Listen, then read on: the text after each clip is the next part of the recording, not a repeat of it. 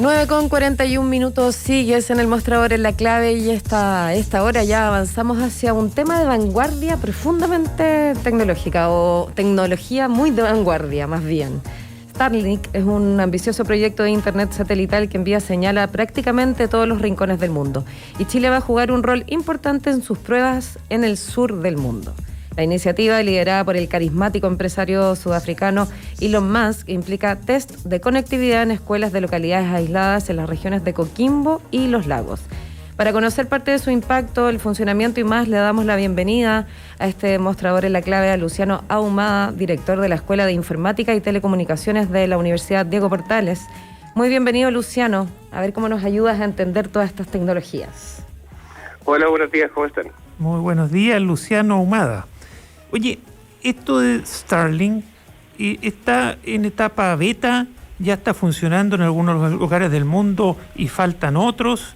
Explícanos un poco, aparte de que nos cuentes un poco más en qué funciona, ¿no? Pero existe. Desde el año pasado está pasando en Estados Unidos, entiendo yo. Entonces, ponnos al día, ¿no? A gente como... Y también definir qué es, ¿no? Así como en mejores palabras que las que puedo haber dicho yo, quizás. Definir. Mira, a ver,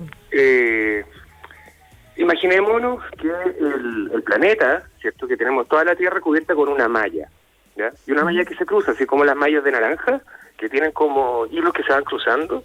Esos hilos, pensemos en un segundo, por un segundo, que son las trayectorias de los satélites, ¿ya? Entonces, si tenemos toda la Tierra cubierta con esa malla, nosotros podríamos estar iluminando muchas zonas. Y eso es lo que está haciendo Starlink. Hoy en día, ellos han lanzado más de 1.500 satélites, ¿ya? Y algunos de esos satélites van a estar iluminando partes de Chile. Y ahí es donde viene esta prueba, ¿ya? Es una prueba que se va a hacer en dos regiones del país, porque ellos formalmente no tienen el permiso para operar como proveedor de servicios de telecomunicaciones formalmente, tienen una licencia experimental, y lo que se va a hacer es ver, por ejemplo, cómo sería la calidad de servicio que van a experimentar estos usuarios en estas dos localidades en que se va a tener pruebas, ¿ya? Claro, son testeos. Claro, exactamente. Es un testing que se va a hacer desde la calidad de servicio. Y en relación a la pregunta que me hacían recién de si esto ya está operando, sí, está operando en una modalidad beta, que es una modalidad de prueba todavía porque no se ha alcanzado la totalidad de los satélites. Se planifica tener más de 12.000 satélites instalados, y en marzo del 2020 comenzó en Estados Unidos y se está también utilizando en Canadá, México, Reino Unido, Alemania, qué sé yo. Y somos el primer país en Latinoamérica que va a poder ocupar esta tecnología.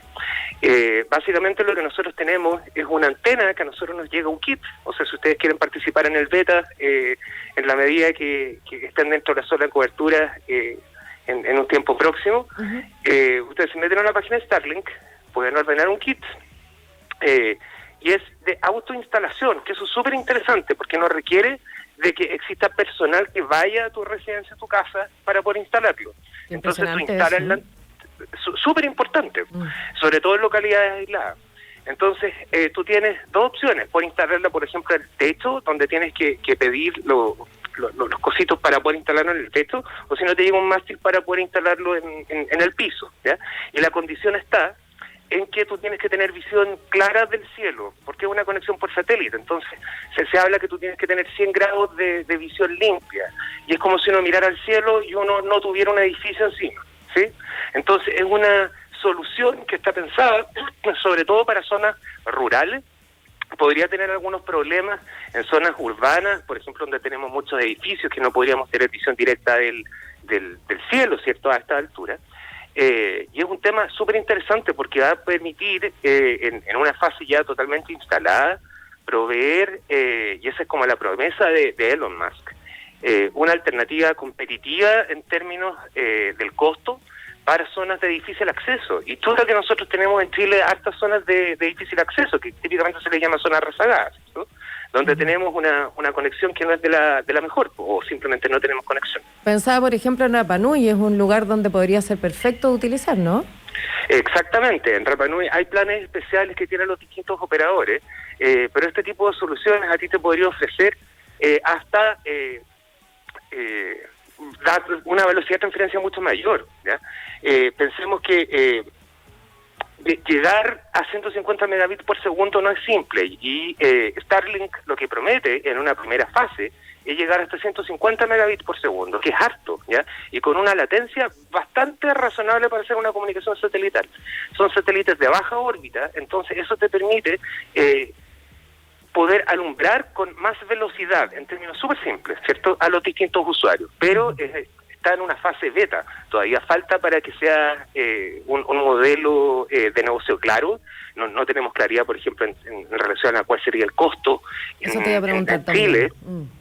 Claro, o sea, se habla que el costo debería ser del orden de los $100, pero también hay una promesa de Elon Musk, si uno escucha su discurso, de permitir la conectividad en zonas de baja densidad, cierto, de escasos recursos, y eventualmente podrían existir algún tipo de tarifas diferenciadas para países en pie de desarrollo. No lo sé, todavía no está claro el modelo de negocio. Pero lo que uno puede ver más o menos es que una tarifa de $100 podría ser como una tarifa más o menos estándar, ¿ya? Pero como te digo, una súper buena solución para aquellas zonas donde tienen muy difícil conectividad. Estamos conversando con Luciano Ahumada, director de la Escuela de Informática y Telecomunicaciones de la Universidad Diego Portales. Luciano, ¿cómo conversa esto que nos estás contando con el 5G, con el famoso 5G? Y si aprovechas de contarnos brevemente lo que es el 5G o Internet de las Cosas, mejor. Sí, mira, a ver, esta tecnología no compite ni con el 5G ni con la fibra, ¿ya? El 5G, por ejemplo, está diseñado como antenas de muy baja altura que nosotros podríamos tener eventualmente cada 2 cuadras, ¿ya? ¿Por qué tantas antenas? Porque en la medida que tengamos más antenas, podemos darle más ancho de banda a cada usuario que esté en una cuadra. ¿Y esta red de Elon Musk no le sirve al 5G para funcionar el 5G? ¿Son cosas completamente distintas? No, son cosas súper distintas, porque acá estamos hablando de una tecnología satelital, ¿cierto?, donde nosotros nos conectamos a un satélite para poder recibir Internet. En el otro estamos hablando de telefonía celular, ¿cierto?, o datos, o Internet a través de la telefonía celular. Entonces son alternativas que no compiten, porque son tienen carriles paralelos, no se chocan claro, nunca. Exactamente. Vamos a tener por un lado el desarrollo de fibra óptica, que ha sido enorme, que hoy en día es la tecnología dominante en Internet domiciliario en Chile, por ejemplo, y eso va a seguir su carril. Vamos a tener el desarrollo y la instalación plena de 5G, ojalá en forma temprana, ¿cierto?, y que eso va a permitir tener altas velocidades para usuarios móviles y habilitar una economía digital súper bullante, ¿ya? Porque van a aparecer muchos servicios y aplicaciones de muy baja latencia. Y por otro lado también tenemos que desarrollar estrategias a nivel país para poder abordar de forma concreta qué es lo que está ocurriendo con la conectividad en zonas aisladas, ¿ya? Y ahí es donde Starlink toma un rol que podría ser importante, ¿ya? Y digo podría ser importante porque depende de cuáles son las políticas país que se desarrollen para poder impulsar, ¿cierto?, el acceso hacia zonas aisladas. Exacto, es que yo pensaba en eso, Luciano, un poco volviendo a lo que hablabas del tarifario, que hablabas del borde $100, que no deja de ser mucha plata para personas que viven en zonas aisladas o de bajos recursos. Entonces ahí, claro, de la mano de una política de subvención o de ayuda o de apoyo o de entrega de conectividad, puede funcionar súper bien este modelo de Starlink, pero si fuera de individuo a individuo todavía es súper caro en ese sentido. Exacto, y ahí desde el gobierno existe experiencia en el desarrollo de ciertos subsidios a la oferta de servicios de telecomunicaciones en distintos programas que se han hecho en el pasado, y uno podría augurar que no necesariamente esta tecnología, pero eventualmente otras tecnologías debieran recibir algún tipo de subsidio y se debiera generar algún tipo de incentivo a la infraestructura también para poder abordar el problema real y concreto que tenemos en zonas aisladas. O sea, por ejemplo, llegar a Isla de Pascua, la gente de Isla de Pascua no tiene buena internet, y eso es una cuestión que se sabe, ¿cierto? Sí, no, yo lo he experimentado en carne propia. ¿Puedo decir lo inestable que es lo de la latencia que hablabas tú? Exacto. Allá es impresionante, depende del día, la hora, la cantidad de gente conectada, etcétera. O sea, pensemos que hoy en día, recién hace un par de meses atrás, se aprobó un nuevo proyecto para la educación, donde vamos a poder tener en el 2029 1 megabit por segundo por usuario en establecimientos vocacionales. Eso sí que es otro gran tema al que te queríamos llevar también, preguntarte tu balance de la calidad del servicio de Internet de nuestro país en esta temporada, digamos, lamentablemente ya temporada, pero de pandemia. Claramente la conectividad no ha estado tan buena en las zonas más aisladas, o se ha puesto a la vista la precariedad en muchos lugares donde es necesario seguir con Internet para poder seguir trabajando, estudiando, etcétera. ¿Cómo lo ves ese balance? Sí, mira, yo creo que en realidad la pandemia ha sido un desafío en todo ámbito. Uh-huh. En el caso concreto de las telecomunicaciones, lo que nosotros vimos fue los picos de tráfico históricos y siguen subiendo, ¿ya? El número de conexiones de Internet fija hogar ha sido la más alta de la historia, ¿ya? Uh-huh.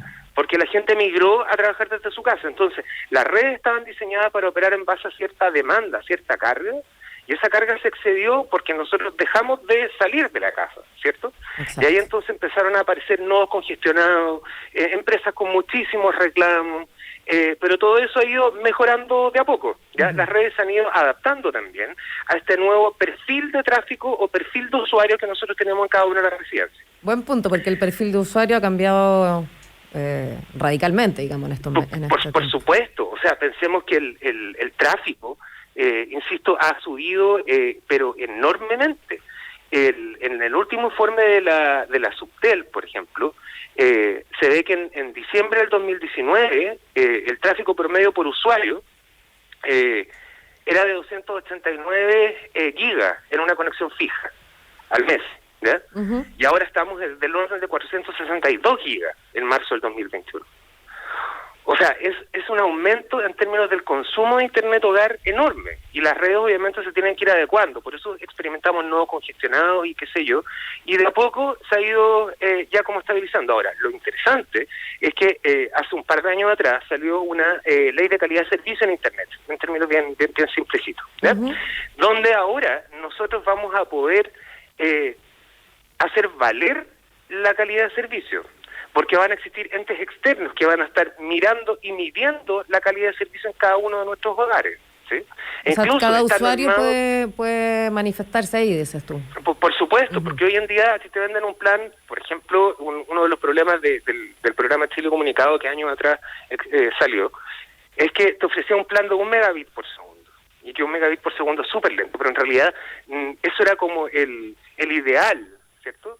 Pero ahora se establecen tasas promedio y ventanas sobre las cuales se tiene que medir. Entonces, no es que tú vayas a tener en algún momento del día y como máximo tantos megabits que son los de tu plan. No, tú tienes unas tasas garantizadas, ¿cierto? O ciertos rangos en que se va a tener que mover, y eso es porque apareció una ley de calidad de servicio, apareció un reglamento de calidad de servicio, y hoy en día se está trabajando en la licitación para poder tener el ente que va a poder medir todo esto y hacer valer entonces los distintos tipos de contratos. Y por otro lado, lo interesante es que si los proveedores van a vender un plan de banda ancha, y es parecido a lo que ocurrió con los productos light. ¿Se acuerdan que tiempo atrás uh-huh. se prohibió el uso del término light? Sí, perfecto. Bueno, ahora va a existir una definición de banda ancha, y esa definición de banda ancha va a ir aumentando todos los años porcentualmente. Entonces, si uno quiere vender, si yo como proveedor de servicio quiero vender un producto de banda ancha, todos los años voy a tener que ir modificando qué es lo que para mí significa banda ancha, porque va a estar en relación al promedio. ¿Se entiende? Entonces, sí. Ahí vamos a tener escalonadamente una mejora de la calidad de servicio gracias a cómo se tramitó la normativa y el reglamento que se estaba hablando recién. Interesante. Luciano Ahumada, director de la Escuela de Informática y Telecomunicaciones de la UDP. Luciano, nos queda poco rato, hay un tema que me gustaría saber tu opinión. El ser humano habitando este mundo se ha ido poniendo de acuerdo en 1000 cosas, 1000 tratados, ¿no? De aeronavegación, de rutas en los mares y así. Pero esta red de satélite de Starlink que tú le llamaste, que son satélites bajos, ¿no? Que es una empresa privada donde no hay tratados internacionales todavía, y tú dices que va a ser una especie de malla que va a cubrir el globo terráqueo, va a tener efectos, puede tener efectos de distintos tipos, y uno de ellos son los que reclaman los observatorios oye, ¿qué pasa? Que nos van a impedir observar, y los observatorios sí tienen normas internacionales de protección.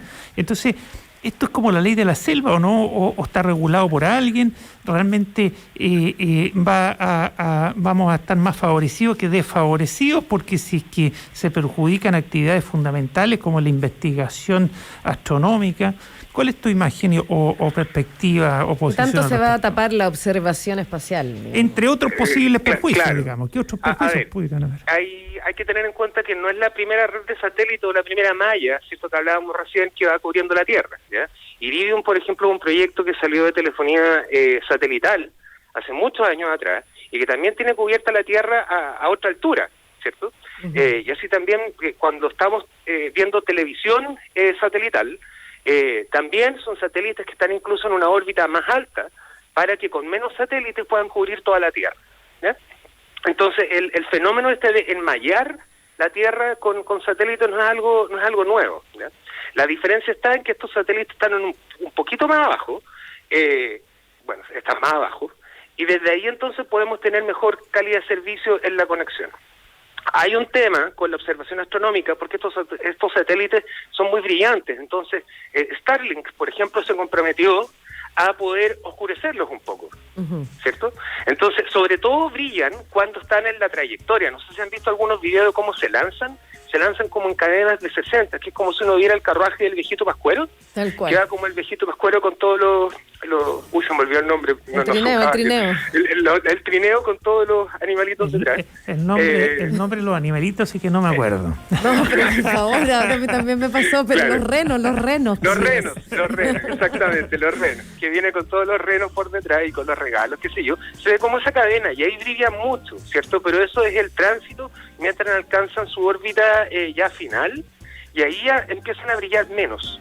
Ok, o sea, sería más el viaje el que los haría brillar. Es el viaje el que es el más brillante y que para uno resulta más evidente, pero de todas maneras Starlink, al menos así lo ha dicho en comunicado, se ha comprometido a oscurecer un poco, ¿cierto?, el brillo, ocupar ciertas técnicas antirreflejo, ¿cierto?, para que no moleste tanto la observación astronómica, ¿ya? Y ahora en términos de quién lo regula, no es tanto como la ley de la selva. En Estados Unidos, por ejemplo, está la FCC y ellos tienen que autorizar los lanzamientos de los satélites, ¿ya? Y ellos han autorizado lanzamientos de satélites de dos tipos de órbita, una órbita más baja y una órbita un poco más alta. Uh-huh. Y está normado también por la Unión Internacional de Telecomunicaciones.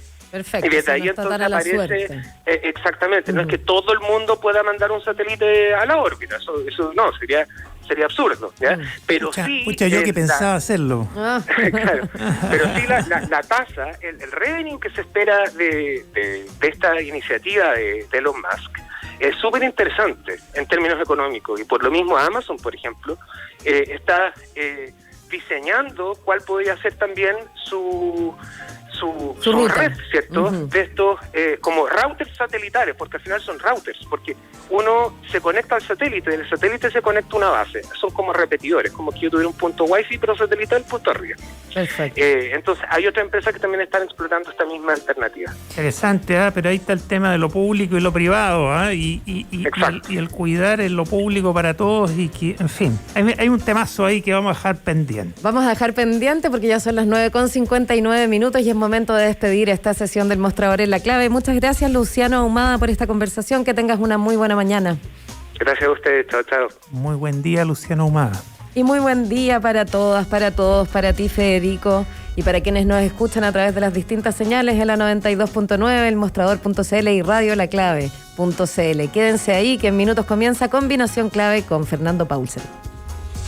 Copeut, Cooperativa de Ahorro y Crédito, presentó El Mostrador en la Clave. 2 horas de información con la independencia que nos caracteriza. Escuchaste El Mostrador en la Clave. El Mostrador en la Clave. Maca Fernández, Federico Ayoanón y el equipo del Mostrador.cl. Quédate en la 92.9 con Fernando Paulsen y Combinación Clave. La Clave. Me escucha.